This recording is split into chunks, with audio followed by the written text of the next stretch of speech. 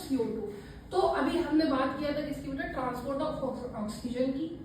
तो ऑक्सीजन का जो ट्रांसपोर्ट था वो ऑक्सीजन की फॉर्म में ही होता है, लेकिन हमने पढ़ा कि जो CO2 है, तो CO2 का जो ट्रांसपोर्टेशन होता है वो CO2 की फॉर्म में नहीं होता है, वो किसकी फॉर्म में होता है, बाइकार्बोनेट आयन की फॉर्म में। अब मैंने बोला था कि 100 ml ऑफ डीऑक्सीजनेटेड ब्लड में कितनी CO2 होती है, 4 ml। कितनी होती है, 4 ml। तो अब आप मुझे ये बताइए कि बेटा जो कार्ब एमिनो हीमोग्लोबिन बनती है, तो कितने % कार्ब एमिनो हीमोग्लोबिन बनेगी,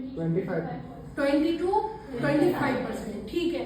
आप बताइए प्लाज्मा में बेटा कितनी % CO2, 7%, ठीक है। इसके बाद हमारा कितना बचा बेटा, 70%। तो 70% क्या बनेगा, बाइकार्बोनेट आयन की फॉर्म में क्या होगी बेटा, ट्रांसपोर्ट होगी। तो इसका मतलब क्या है कि जो 4 ml CO2 है, तो इसमें से 20 से 25% जो कार्बन डाइऑक्साइड है वो कार्ब एमिनो हीमोग्लोबिन की फॉर्म में क्या होती है, ट्रांसपोर्ट होती है। 7% डिसॉल्व होती है प्लाज्मा में।